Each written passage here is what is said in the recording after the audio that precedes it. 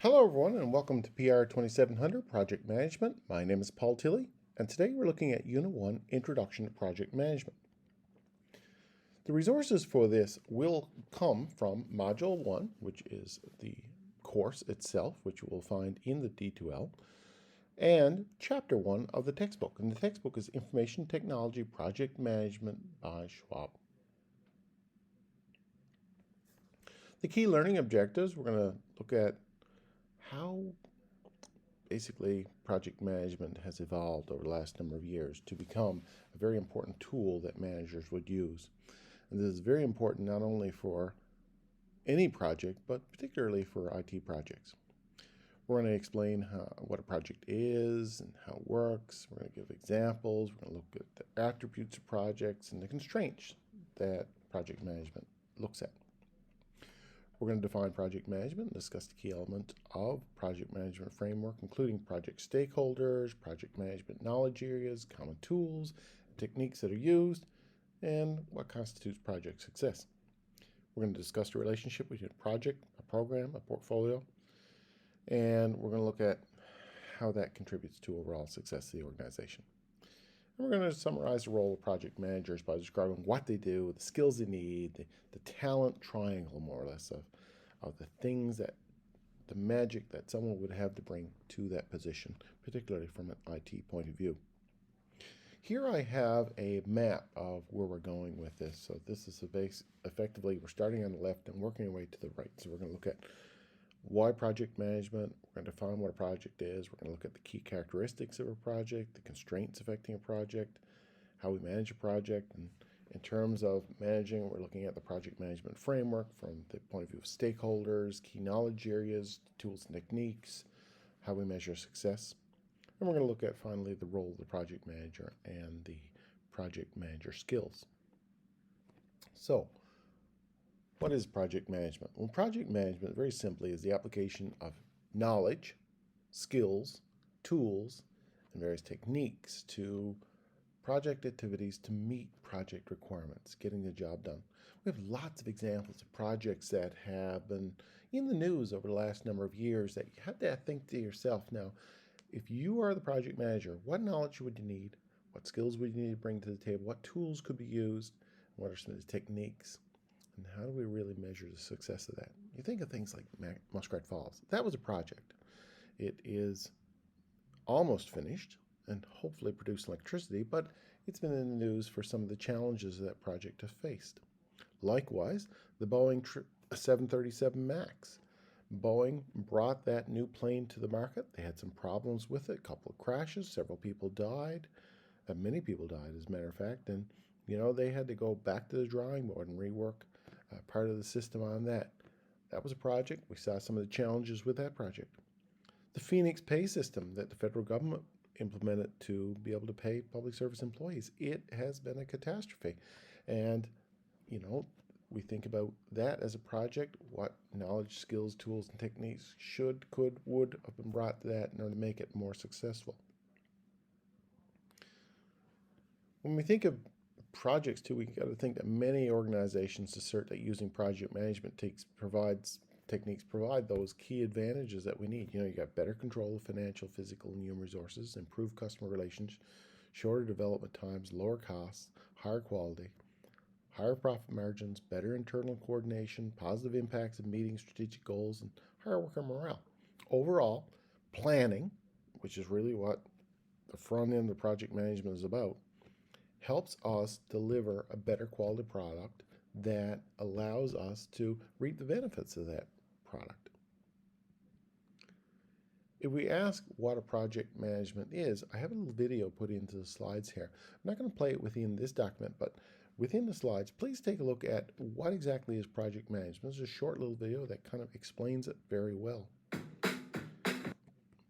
If we think about a project, we've got to think about it, how's it different? Well, a project tends to have some unique characteristics. It's usually a new process or product, which leads to uncertainty, the fact that it's new. It usually has one key objective: let's get this project complete. It's a one-shot, limited life. It's not happening. It's not a recurring thing. It's a one-of. People tend to be coming at this from various perspectives, engineering, marketing, like so. Heterogeneous meaning that there's many people involved from many disciplines. Systems must be created in order to integrate all that. How do we get those people to talk to one another? There's great uncertainty of performance, cost, schedule, a lot of unknowns. It's outside the major duties of the organization. What does the organization do if it makes airplanes? This is a specific deal of making a particular airplane. We're used to repetitive copies, not one-offs, that sort of thing. If you're Boeing, or it's not every day that Newfoundland Hydro or Nalcor, as they're called, builds a large hydroelectric facility. These sorts of things, as I say, are one-offs that really constitute a project and leads to the uncertainty and challenges with it. Oftentimes, projects violate established practices. We have to do things different in order to make this project work, and it generally upsets the status quo. Those are all things that send the spidey sensors up for particular projects, that get people a little bit anxious because there are so many unknowns, and unless there's good planning, those unknowns could seriously derail a project. Projects are often compared to normal processes that business do, and if we look at like a normal business, what type of processes? Repeat. A process involves doing the same thing over and over again. We've done it lots. We know what works, what doesn't work. So a process operation, building airplanes, for example, every plane that comes down the line is a copy of one another. Pretty easy to do. When you put a new airplane into the mix, we haven't done that before. Processes tend to have several objectives, but they're well defined. There's ongoing relationships. There's no real end to it. It's a continuous thing. People tend to be focused on that particular process. So, everyone has a role. They're clear what the role is. It's homogeneous. Well-established systems are in place through the experience. There's certainty in terms of performance, cost, schedule, these sorts of things. It becomes part of the operation of the business. It is very much part of the line organization, and it all supports established practices of the organization, really supports the status quo. So we can see that projects are very different than normal processes. So you need to be aware of what the key characteristics of the project, of a project or the project would be. Projects are one-off, they're unique. Every project is different, but every project needs a well-defined objective. What are we doing here? And let's keep our eye on that. Projects are temporary. There's a defined end date. This project will begin and end on a certain day or a certain year or a certain point in time. It's clear. A project drives change. A project is all about doing things differently. It enables value creation through that change. So a project is initiated to bring about change in order to meet a need, or a new desire. Its purpose is to achieve specific objectives, which changes the context of the current state. We're doing things differently. And that uncertainty, the goal is to bring us to that desired future state, but there's a lot of uncertainty there. And as a result, that uncertainty is what creates a risk. A project is developed using progressive elaboration. In other words, we build on it like a snowball. We make it bigger and bigger. Projects are often defined broadly when they begin, and as time passes, specific details of the project become clearer. Therefore, projects should be developed in increments, slowly moving along. Project team should develop initial plans and update them with more details as new information arrives. A project requires resources. Resources is a fancy name for money, people, effort. Resources include people, hardware, software, other assets. Many projects cross departmental and other boundaries to achieve their unique purposes. So, for example, IT projects, people from IT, people from marketing, people from sales, people from distribution, other business components will be involved, and they all have to be integrated. A project should have a primary customer or sponsor. Someone's going to benefit from this at the end. Who is that customer?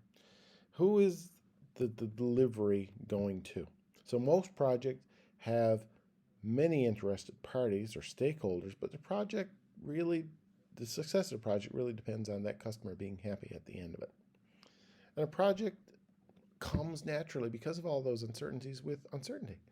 And the uniqueness of it, the fact that it's under a time gun, these things bring uncertainty.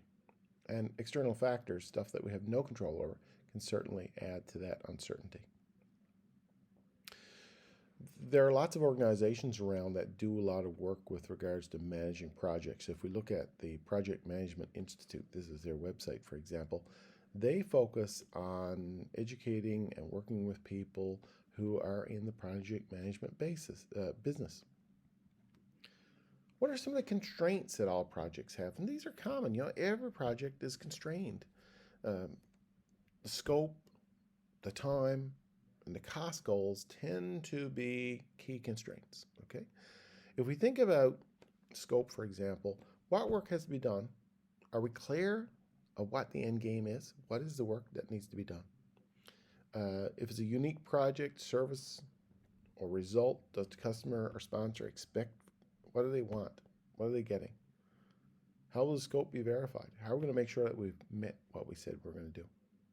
In terms of time, how long should it take to complete the project? There's so many unknowns, it's very difficult to be able to pin down an exact time, but we want to be able to frame it somehow or another. So what's the project schedule? How will the team track that schedule? How do we know we're on schedule, for example? And how can we make changes in the schedule? And what impact does that have on everything else? And cost is probably the one that always comes down to be one of the key ones, is how do we track the cost of the project? How do we make sure we're not going over budget? If we expect it to cost a certain amount, how do we keep it within that certain amount? And tracking costs and analyzing costs and making sure that costs are managed by having proper authorization for people to be able to spend money is important too. So we've got this scope, cost, goal, and these are often called the real 3 criteria that we look at in terms of project constraints. Those are the 3 major aspects. How big is it, the scope, how much it's going to cost, and how long it's going to take.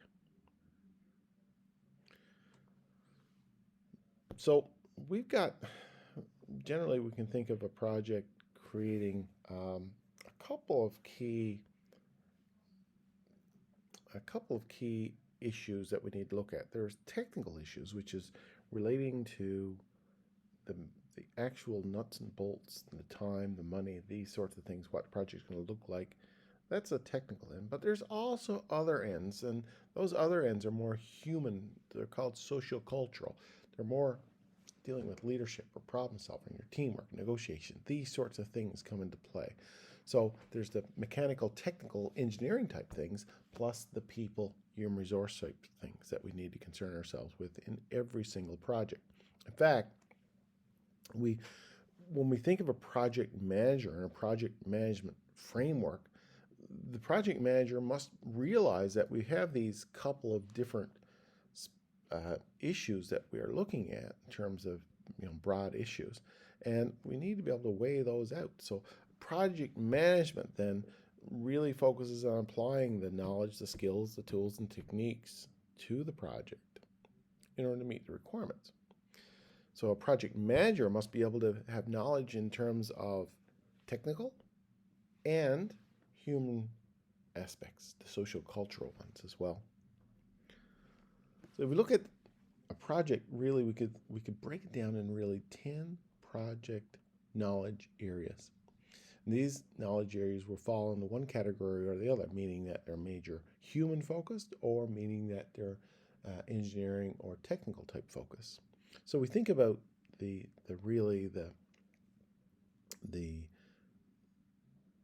things like the scope, the schedule, the cost, the quality, the resources that we put into it, the communications, the risk, the procurement, buying stuff, and stakeholders all play into the things that need to be managed, and those are key knowledge elements that every person who is involved in managing a project would need to be able to be aware of. If we think about the stakeholders, we ask ourselves, well, who exactly are the stakeholders? Well, they're the people involved in or affected by the project. They include the project sponsor who's building it, the project team, the people working at it, the support staff that support the project team, the customers, the users, the suppliers, and even opponents of the project, people who are dead set against it. These stakeholders have very different needs, very different wants, and would ask very different questions. If we give an example of a home construction, for example, something pretty simple, a home would have project sponsors, and really that would be the homeowners. Those are the people who the home is being built for. So they're going to be interested to get a house that they want. The banks and financial institutions, they're going to be a very important stakeholder. They're the people that's going to help pay for this up front, right? Unless someone's independently wealthy, they're going to be going looking for financing for a house. The project manager would be more or less the general contractor who's responsible for all the trades: carpentry, piping, plumbing, electrical, all of these sorts of things.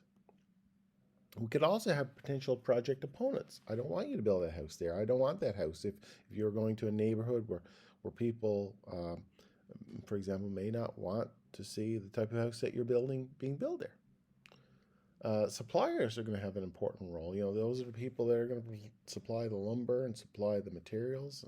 That's going to be. And obviously, probably most important are the people who are actually going to do the work, the tradespeople, the carpenters, the pipe fitters, the plumbers, the electricians. These people are going to be important stakeholders in the process as the home gets constructed. Just circling back to the project management knowledge areas, we really need to think about, as a project manager, what do you need to be able to bring to the table? Well, we've looked at that already, and now we're just going to summarize it. We're going to say, well, okay, you as a project manager would have to manage the scope of the project. How big is this? When is it going to be done? What constitutes completion?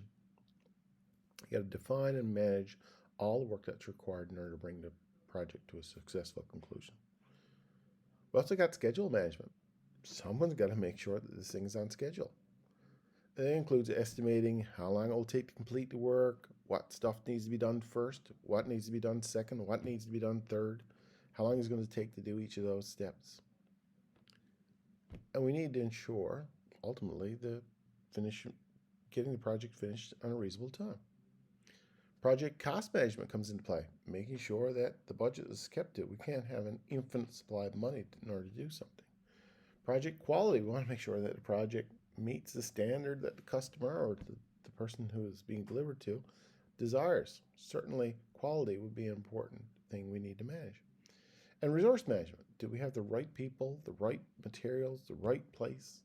All of that, is it there at the right time in order to be able to put the house together? The communications management. Generating, collecting, disseminating important information. That project manager needs to do that. Risk assessment.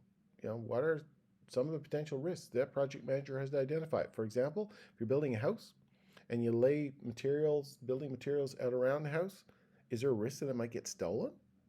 Is there some sort of security? Can the house blow down in an extreme wind event?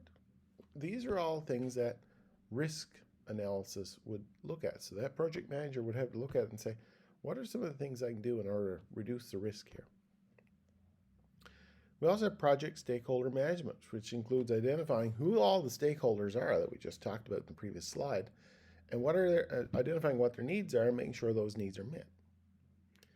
And finally, we've got this integration concept. We need project integration. And that's the overarching function that allows all of the other parts to talk to one another so people can use all of the information to complete the project for the customer. So what exactly does project managers actually do? If we think about some of the more operational things that to do at each of those stages. In terms of integration management, project selection materials, project management methodologies, stakeholder analysis, work requests, project charters, project management plans, change control boards, project review meetings. These are all things that are important for integration management. Sometimes they use project management software to do that. Sometimes there are more paper-based systems, but effectively those systems would be systems that allow for the project to move ahead in an orderly fashion. In terms of scope management, we've got to think about what exactly is the statement of work. What are we building here? And how do we ensure that we're within those plans? And do we verify, and how can we verify that those plans are being met? And what do we do in order to manage change that? What kind of scope change? So from a tools point of view, on the far right there, we look at scope statements, which are just written statements. So here's what we're going to do. We are going to build a house on this street. The house will be this big. Work breakdown structures breaks down each element. Okay, the carpenters are going to come in. They're going to finish the work by now, and then the electricians are going to come in. So we effectively break down the work into its subcomponents. And the requirements analysis. When do we need carpenters? When do we need plumbers to come in? When do we need the electricians to come in? What is the timing on that? In terms of schedule management, that naturally flows out of that. We look at project network diagrams being used. Sometimes there's something called a critical path analysis, which does an assessment of all the individual tasks and how they should be ordered in order to complete the project by a certain date. So for example, you can't put the roof on before you build the walls. Okay? So you need to do that first. We need to think about how long it takes to do those things before you get to the roof. Crashing is a terminology that's used in terms of the critical path analysis. It's terminology, it's not literally crashing. What we're trying to do is there to figure out what time frame does it take to do each individual task, consider the order that those time frames operate in, and figure out the shortest possible time that we could complete the whole project. And things like fast tracking, how can we speed things up? And performance measurements. Oftentimes we use something called a Gantt chart, which is a graphical tool that illustrates the critical path analysis, showing what needs to be done, when it needs to be done, where it is relative to the entire project. In terms of cost management, we've got our budgets, obviously. We use the time value of money in terms of net present value. $1 a day is not worth as much next year. We have to think, what is the full cost going to be if it's going to be completed next year? Return on investment, if it costs us a lot of money to put there, when do we expect to get our money back? Is that the best option? Payback analysis, how long will it take for this to pay for itself? Earned value management, does the project cover the cost of its operation? And so all of these, portfolio management in terms of the cost estimating, cost management plans, cost baselines, which are what we expect, the minimum cost of doing things. All of those are good tools that a manager would employ in order to be able to manage the cost of a project. In terms of quality, we have quality metrics, which are just basically the standards that we expect to apply. Checklists, do we have this done? Do we have that done? Quality control charts, which are looking at each project and saying, does it meet a certain standard? Pareto diagrams are just diagrams, are physical, I'll call it a graphical representation of the quality control issues that you could look at. Fishbone diagrams is like a flow chart. Maturity models, when things come to, when they are complete. Statistical methodology, and test plans. In terms of communication management, we're looking at all the tools that you would use as a manager in order to help the communication process. So management plans, conflict management tools, techniques, media selection, what's the best way to get information out, status reports, updates, virtual communications, using standard templates to be able to get information out, project websites. These would be followed up in terms of the tools, kickoff meetings, which are meetings that would be held at the beginning of the project, and ongoing meetings would give what's called progress reports. In terms of risk, we look at risk management plans, so anticipating what the risks are within the plans, risk registers, what are some of the issues of risk, let's write them down. Probability impact metrics, which is really looking at, well, what is the probability of an event happening versus how much impact will that have on the overall project if it were to happen? And be able to rank a risk, what are the most important risks, which are the least unlikely. In terms of procurement management, make or buy analysis, should we make it, buy it?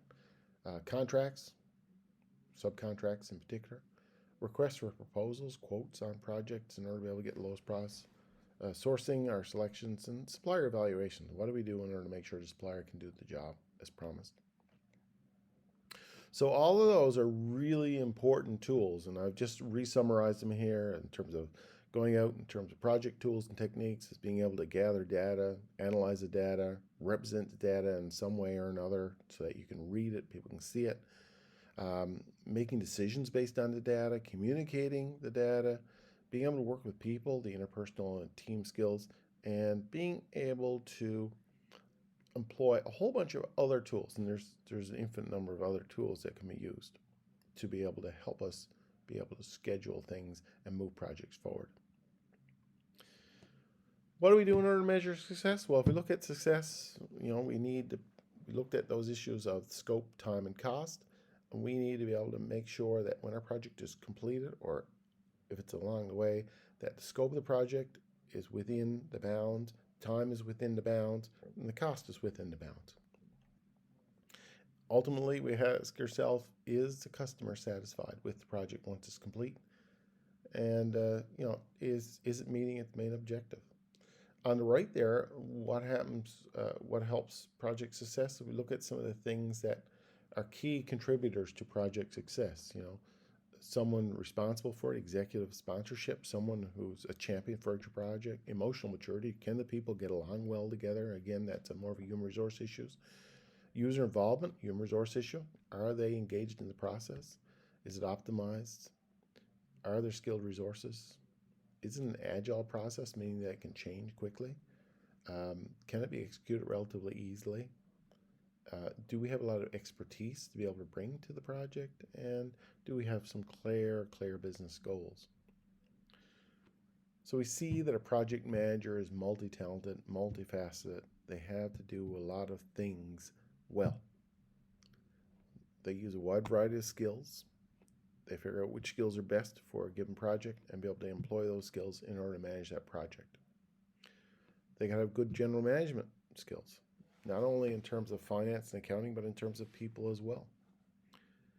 And they must be intelligent and experienced enough to know how projects should move ahead and where we are with it. So it's a learn as you go type business. They got to have good HR skills, and they have to be able to wrap their heads around the technology that is being employed. So that constitutes really the material in that first chapter. I want you to read over that material in chapter 1, plus the material that is covered in unit 1 of the course. Thanks. As usual, if you have any questions, please let me know. I'm Paul Tilley. See you next week.